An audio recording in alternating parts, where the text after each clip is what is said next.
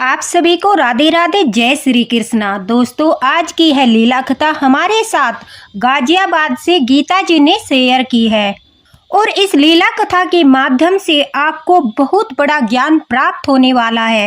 प्रयागराज में महाकुंभ स्नान चल रहा है और उस महाकुंभ स्नान में ठाकुर जी के भक्त, भगवान शिव के भक्त, देखे हिंदू धर्म में 33 करोड़ देवी देवता है, तो हर किसी के आराध्य अलग अलग है। कोई शिवजी भगवान को मानता है, कोई महाकाली को मानता है, कोई श्री कृष्ण भगवान के भक्त है, तो कोई गणपति के भक्त है। लेकिन महाकुंभ स्नान के लिए सबके मन में एक ही श्रद्धा है, एक ही जो है उनके मन में विश्वास है कि अगर हम महाकुंभ में स्नान करते हैं तो हमारे ऊपर जो है हमारे आराध्य की कृपा होती है, हमें मोक्ष की प्राप्ति होती है, सारे पापों से हमें छुटकारा मिलता है। और अब की बार तो 144 साल बाद महाकुंभ, पूर्ण महाकुंभ लगा है। गीता जी कहती है कि उनके माता पिता जो है अब सभी कार्यों से निवृत्त हो चुके हैं, यानी उनके भाई की शादी हो चुकी है, गीता जी की शादी हो चुकी है, साथ ही साथ ठाकुर जी की कृपा से घर में किसी प्रकार की कोई कमी नहीं है, सुख समृद्धि का वास है। तो इस समय सिर्फ और सिर्फ उनके माता पिता की जो इच्छा है वो है प्रभु भक्ति करना। उनकी माता जी ठाकुर जी में बहुत विश्वास करती है और पिछले 15 सालों से लड्डू गोपाल की अपने घर में निरंतर सेवा कर रही है। और सबसे बड़ी खुशी की बात यह है दोस्तों, गीता जी कहती है जो मेरी भाभी है वो भी लड्डू गोपाल भक्त है, लड्डू गोपाल में पूरा विश्वास रखती है और मम्मी के साथ मिलकर, यानी गीता जी की माता जी के साथ मिलकर लड्डू गोपाल की पूरी श्रद्धा और विश्वास के साथ सेवा करती है। गीता जी कहती है कि मेरी शादी नोएडा में हुई है और मैं भी लड्डू गोपाल की सेवा करती हूँ। इस महाकुंभ के उपलक्ष्य पर मेरे माता पिता ने यह निर्णय लिया कि वो प्रयागराज जाकर वहां कल्पवास करेंगे और पूरे 1 महीने तक वहां पर अपने जाप करेंगे और स्नान करेंगे, क्योंकि ठाकुर जी की कृपा से अब उनके जीवन में और ज्यादा जिम्मेदारी नहीं है, सिर्फ और सिर्फ अब उन्हें जाप करने हैं, ठाकुर जी की सेवा करनी है। जब उन्हें यह पता चला कि उनके माता पिता प्रयागराज जा रहे हैं तो गीता जी ने भी निर्णय किया कि वो अपने माता पिता के साथ प्रयागराज जाएगी। उनके माता पिता तो वहां कल्पवास करने वाले थे, तो इसलिए गीता जी कहती है कि मेरा भाई मेरे माता पिता को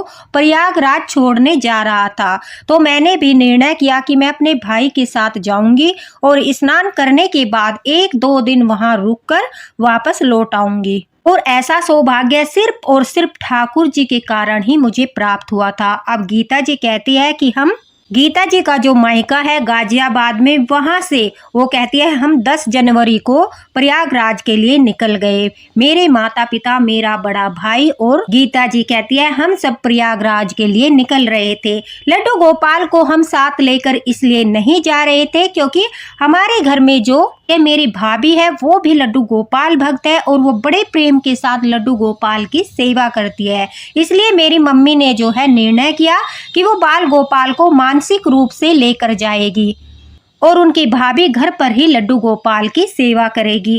गीता जी ने अपने बाल गोपाल को भी अपने मायके में अपने मायके वाले लड्डू गोपाल के साथ ही बैठा दिया कि जब तक मैं आऊं भाभी आप इनकी भी सेवा करना। और गीता जी ने भी अपने बाल गोपाल को मानसिक रूप से अपने साथ ले जाना सही समझा। अब 10 जनवरी को गीता जी कहते हैं हम परिवार सहित प्रयागराज के लिए निकल गए। प्रयागराज जाकर वहां पर उन्होंने अपने माता पिता के रुकने के लिए व्यवस्था की, यानी पूरे 1 महीने के लिए जो टेंट हाउस वहां पर लगे हैं वो मिल रहे हैं। अगर कोई कल्पवास करना चाहता है, वहां पर रुकना चाहता है, तो वहां पर रुकने की सुविधा है। गीता जी कहती है उन्होंने अपने माता पिता के लिए वो टेंट हाउस लिया और वहां पर उनकी जरूरत का सारा सामान रख दिया ताकि वो अच्छे से 1 महीना वहां पर बिता सके। 12 जनवरी को गीता जी कहती है वो प्रयागराज पहुंच गए थे। उसके पश्चात अगले दिन पौष पूर्णिमा का दिन था। सभी लोगों ने ब्रह्म मुहूर्त में उठकर 4:30 बजे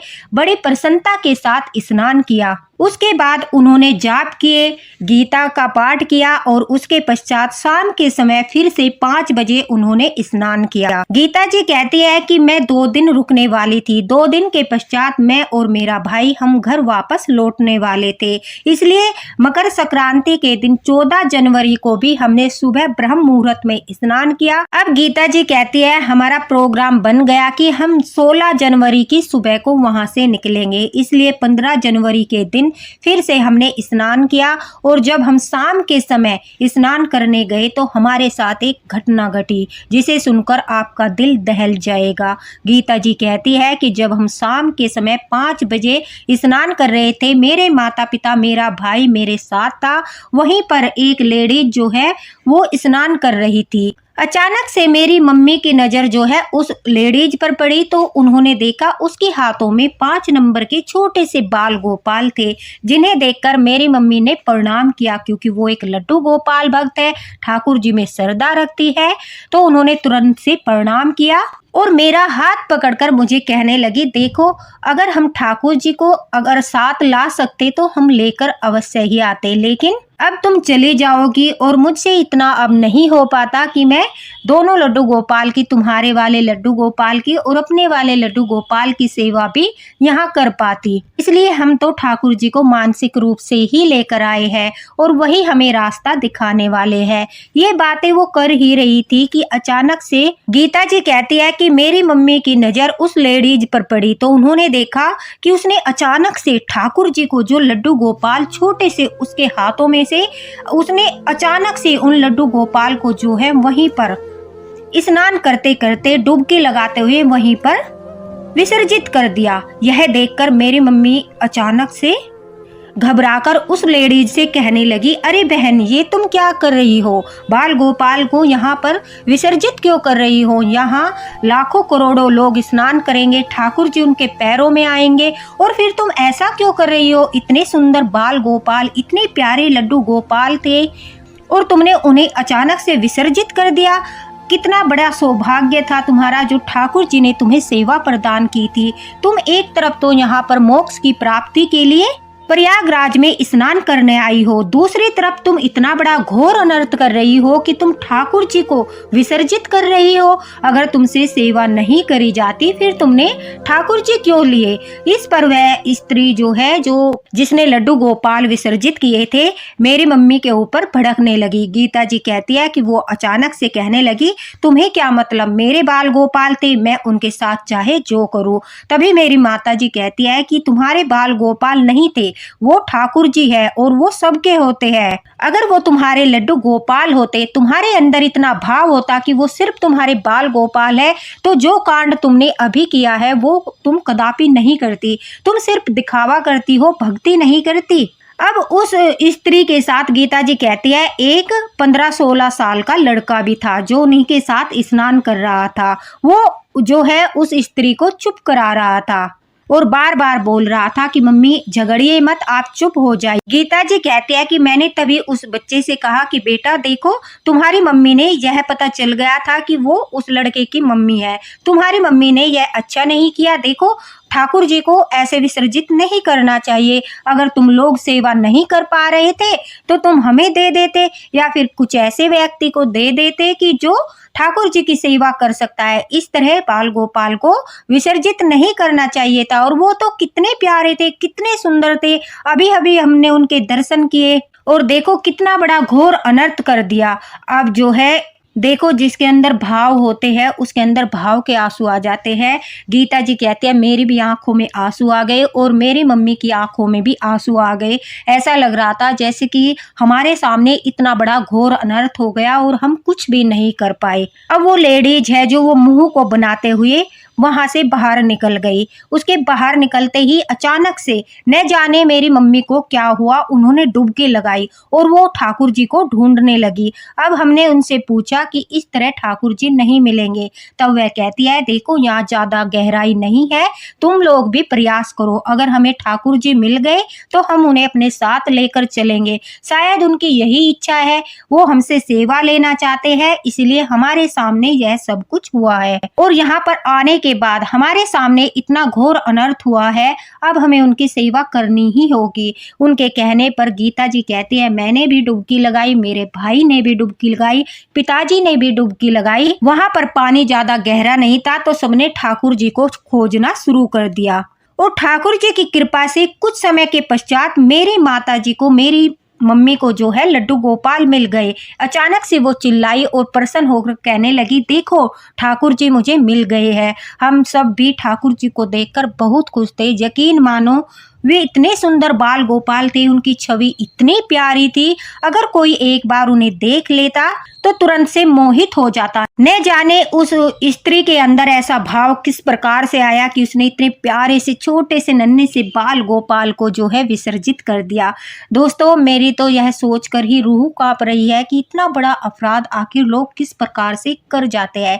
एक तो वो मोक्ष की प्राप्ति के लिए महाकुंभ स्नान में आई, दूसरा उसने वहां पर आकर इतना बड़ा घोर अनर्थ कर दिया, पाप कर दिया, ठाकुर जी को ही विसर्जित कर दिया। यानी अगर उसे सेवा नहीं करनी थी फिर लड्डू गोपाल लेकर क्यों आते हो? अगर आपको सेवा नहीं करनी तो फिर क्यों लाते हो लड्डू गोपाल को? अब गीता जी कहती है, हम ठाकुर जी को लेकर अपने जो है कैंप में आ गए। वहां पर आकर हमने ठाकुर जी के लिए, हमारे पास पोशाक तो नहीं थी लेकिन हमारे पास कुछ छोटे छोटे से हैंकी थे जो गरम थे। उन्हीं से ठाकुर जी की पोशाक बनाकर उन्हें धारण कराकर उन्हें जो है 2-3 हैंकी को एक जगह ही लपेटकर उसमें अच्छे से बैठा दिया। मेरी माताजी जो है बार बार ठाकुर जी को देखकर रो रही थी और कह रही थी, न जाने कैसे कैसे लोग यहाँ पर आते हैं जो ठाकुर जी को ही खिलौना समझकर इस तरह से उनके साथ व्यवहार करते हैं। अब गीता जी कहती है कि मेरी माताजी ने बाल गोपाल को पूरी रात फिर अपनी गोदी में रखा। वो कहती है कि ठाकुर जी को ठंड लग जाएगी, इसलिए इनके पास अभी वस्त्र भी नहीं है। कल हम देखेंगे कहीं से अगर वस्त्र का इंतजाम हो जाए तो इनके लिए पोशाक लेकर इन्हें धारण कराएंगे। तब तक मैं अपने ठाकुर जी को अपनी गोदी में ही रखूंगी। देखिए दोस्तों, किस प्रकार से ठाकुर जी ने महाकुंभ में लड्डू गोपाल भक्तों को अपनी सेवा का सौभाग्य प्रदान किया और दूसरी तरफ वहीं जो दिखावा करती थी उससे अपनी सेवा का सौभाग्य ही छीन लिया। अब गीता जी कहती है, अगली सुबह ब्रह्म मुहूर्त में जब हम स्नान करने के लिए निकले तो हमने क्या देखा, वो देखकर हम आश्चर्यचकित हो गए।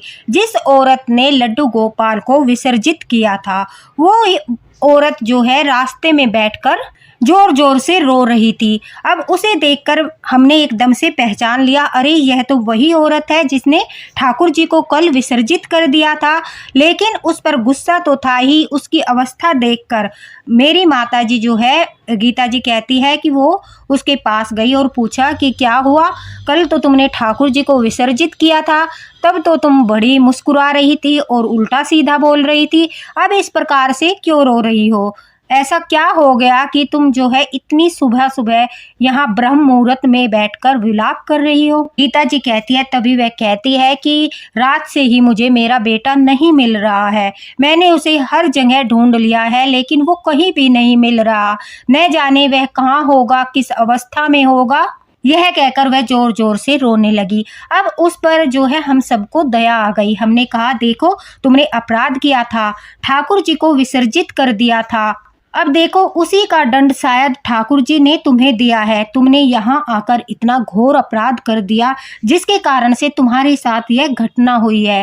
ठाकुर जी को इस तरह से विसर्जित नहीं करना चाहिए। और फिर तुम्हारे सामने क्या मजबूरी थी कि तुमने इतने प्यारे से लड्डू गोपाल को विसर्जित कर दिया। अब वह कहती है कि मैंने ठाकुर जी को बहुत ढूंढा लेकिन मुझे वो नहीं मिले। मुझे भी इस बात का आभास हो गया था कि शायद इसी वजह से मेरा बेटा गुम हो गया है कि मैंने लड्डू गोपाल को विसर्जित कर दिया। मेरी मति मारी गई थी कि मैंने लड्डू गोपाल को विसर्जित कर दिया। दरअसल मैं बड़े लड्डू गोपाल लेकर आई थी और अब दोनों लड्डू गोपाल की सेवा मैं नहीं कर पा रही थी, इसलिए मैंने सोचा कि मैं छोटे वाले लड्डू गोपाल को जब महाकुंभ स्नान के लिए जाऊंगी वहां पर विसर्जित कर दूंगी, क्योंकि उससे अच्छा स्थान विसर्जन के लिए कुछ नहीं होगा। और इसी सोच के साथ बिना किसी से पूछे मैंने ठाकुर जी को यहाँ लाकर विसर्जित कर दिया। और जब तुम लोगों ने मुझे समझाने की कोशिश की तो उस बात को समझने की बजाय मुझे गुस्सा आ गया और मैंने आप लोगों को उल्टा सीधा बोल दिया। यह कहकर वह माताजी के पैर पकड़ने लगी। अब माताजी ने कहा, नहीं नहीं, इस तरह से मेरे पैर मत पकड़ो, तुम्हें तुम्हारी गलती का आभास हो गया है, यही बहुत बड़ी बात है। और देखो, रही बात ठाकुर जी की, तुम जितने लड्डू गोपाल की सेवा अच्छे से कर सकती हो उतने ही विग्रह को लाना चाहिए। तुम्हें देखा देखी लड्डू गोपाल की संख्या नहीं बढ़ानी चाहिए। देखा देखी अगर तुम लड्डू गोपाल को घर में लाकर स्थापित करोगी और फिर सेवा नहीं कर पाओगी तो पाप की भागी बनोगी। इसलिए अपनी सामर्थ्य के अनुसार ही सेवा करनी चाहिए। और छोटे बड़े लड्डू गोपाल की सेवा करने से कुछ नहीं होता, सबका समान जो है फल प्राप्त होता है। जितना फल छोटे लड्डू गोपाल देते हैं उतना ही बड़े लड्डू गोपाल देते हैं। और दूसरी बात, बाल गोपाल को कभी भी विसर्जित नहीं करना चाहिए। तुम्हें सोचना चाहिए था कि सबसे पहले ठाकुर जी छोटे रूप में तुम्हारे घर पर आए, तुम्हारी सेवा से प्रसन्न होकर उन्होंने तुम्हें अपने बड़े विग्रह की सेवा देने का सौभाग्य प्रदान किया, लेकिन तुमने उसका उल्टा ही कर दिया। जो ठाकुर जी सबसे पहले घर में आए थे उन्हीं को घर से बाहर कर दिया, विसर्जित कर दिया। जिस प्रकार से बड़ा बेटे होने के बाद तुम्हारा छोटा बेटा होता है तो क्या तुम बड़े बेटे को घर से बाहर निकाल देती हो? नहीं ना, दोनों बच्चे के साथ समान प्यार करती हो, उनका पालन पोषण करती हो, उन्हें प्यार करती हो, दुलार देती हो, अपने साथ रखती हो, हर जरूरतों को पूरा करती हो। उसी प्रकार से ठाकुर जी के चाहे जितने भी विग्रह हो जाए उनसे प्रेम करना चाहिए, उन्हें विसर्जित नहीं करना चाहिए। तुम्हारा यही भाव गलत था और इसे भावपूर्ण भक्ति नहीं, स्वार्थपूर्ण भक्ति कहा जाता है। अब गीता जी कहती है कि मेरी माता जी की बातें सुनकर उसकी आंखों से आंसू बहने लगे और उसने कहा कि आप इतना सब कुछ जानती हो, कृपा करके मुझे बताइए अब मैं ऐसा क्या करूं जिससे ठाकुर जी मेरा बेटा मुझे वापस लौटा दे, मेरी गलती का पश्चाताप किस प्रकार से होगा। तब माताजी ने कहा कि तुम महाकुंभ की भूमि पर आई हो, प्रयागराज आई हो और ठाकुर जी की सेवा भी की है, तो अब उन ठाकुर जी से ही माफी मांगो, उनसे ही प्रार्थना करो, वही तुम्हें कोई रास्ता दिखाएंगे। और रही बात लड्डू गोपाल की, तो तुम्हारे लड्डू गोपाल हमारे पास है, लेकिन मैं तुम्हें उन्हें तभी दूंगी जब तुम हमारे सामने यह संकल्प लोगी कि तुम अच्छे से उनकी सेवा करोगी, वरना मैं लड्डू गोपाल तुम्हें नहीं दूंगी। अब वह यह सुनते ही जोर जोर रोने लगी और कहने लगी, एक बार, सिर्फ एक बार मुझे मेरे ठाकुर जी के दर्शन करा दीजिए। अब गीता जी कहती है कि स्नान करने के बाद हम उसे अपने कैंप में ले गए। वहां ले जाकर जैसे ही उसने बाल गोपाल को देखा तो वो दंडवत प्रणाम करते हुए नाक रगड़ने लगी, जोर जोर से दहाड़ दहाड़ कर रोने लगी और कहने लगी, हे ठाकुर जी, मुझे इतना बड़ा अपराध हो गया, जाने अनजाने में इतनी बड़ी गलती हो गई, मैं आपकी अपराधी हूँ, लेकिन कृपा करके मुझे इस अपराध के लिए माफ़ कर दीजिए और मेरा बेटा मुझे लौटा दीजिए। दोस्तों, जब ठाकुर जी के सामने उनका भक्त पश्चाताप करता है, चाहे उसने कितना भी घोर अपराध क्यों न कर दिया हो, ठाकुर जी जो है बहुत ही दयालु है। वो अपने भक्त की पुकार सुनते हैं और उस पर कृपा भी करते हैं। अब जब वह इतना ज़्यादा रो रही थी, इतना परेशान हो रही थी, तो शायद ठाकुर जी ने भी उसे माफ़ कर दिया और उसके पश्चात हम सब उसकी सहायता करने के लिए उसके बेटे को जो है ढूंढने के लिए निकल पड़े। अब गीता जी कहती है कि वहीं पर थोड़ी दूर चलने के बाद पुलिस चौकी थी। हमने वहां जाकर जो है पुलिस वालों को सारी बात बताई कि ऐसे ऐसे इनका बेटा जो है वो गुम हो गया है और ये पूरी रात से उसे ढूंढ रही है, परेशान है। अगर आप कुछ सहायता कर सकते हो तो प्लीज़ इनकी सहायता कर दीजिए।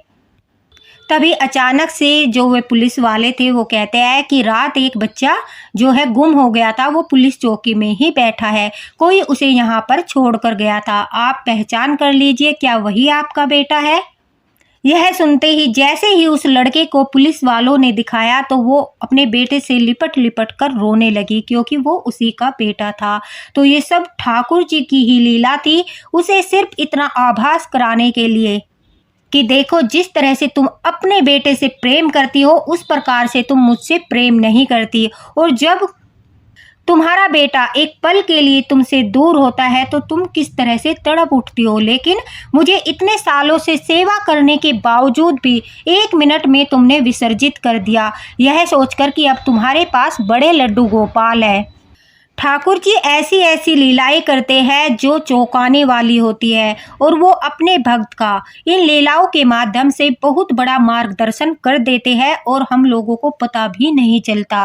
गीता जी कहती है कि मेरी माता जी उसे लड्डू गोपाल देना नहीं चाहती थी, वो बहुत नाराज थी क्योंकि वो कह रही थी कि देखो ये अपने बेटे के लिए किस तरह से तड़प रही थी, लेकिन जो ठाकुर जी सालों से इसके घर में थे उन्हें 1 मिनट में इसने विसर्जित कर दिया। इसके अंदर जो है सच्चा भाव मुझे दिखाई नहीं देता और ऐसे व्यक्ति को मैं ठाकुर जी नहीं लौटाना चाहती। लेकिन वो बार बार माफ़ी मांग रही थी, ठाकुर जी के सामने रो रही थी और हम लोगों से भी प्रार्थना कर रही थी कि मैं अब बाल गोपाल की सच्चे मन से पूरे भाव से सेवा करूंगी और कभी जीवन में ऐसी गलती नहीं दोहराऊंगी और आज के बाद मैं लड्डू गोपाल जी का अगर विग्रह लाऊंगी या राधा रानी लाऊंगी तो कभी भी किसी भी विग्रह को विसर्जित नहीं करूंगी, क्योंकि माता जी ने उसे समझाया देखो ये सब ठाकुर जी की ही लीला थी, तुम्हारे मन में यह भाव आया कि तुम छोटे वाले लड्डू गोपाल को विसर्जित कर दोगी तो शायद उन्होंने तुम्हारा मार्गदर्शन करने के लिए तुम्हें ये कष्ट दिया, तुम्हारा बेटा ही गुम हो गया। क्योंकि ठाकुर जी सब देखते हैं, वो सिर्फ एक विग्रह नहीं है, उनमें प्राण होते हैं, वो भी सब कुछ महसूस करते हैं जिस प्रकार से हम महसूस करते हैं। इसलिए तुम उनके साथ जैसा भाव रखोगे उसी भाव से वो तुम्हें फल प्रदान करेंगे।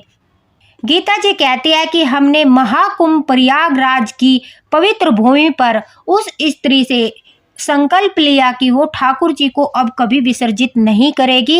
अगर उसे ऐसा लगता है वो सेवा नहीं कर पा रही है तो वो ऐसे व्यक्ति को ठाकुर जी को सौंप देगी जो सच्चे भाव से उनकी सेवा कर सके, अन्यथा वो ठाकुर जी को कभी भी विसर्जित नहीं करेगी। उसने हमारे सामने यह संकल्प लिया, उसके बाद ही हमने उसे ठाकुर जी को सौंप दिया और ठाकुर जी से प्रार्थना की, हे ठाकुर जी अगर भविष्य में ये कोई ऐसी गलती करे तो आप इसका मार्गदर्शन करना, इसे शुद्ध बुद्धि प्रदान करना।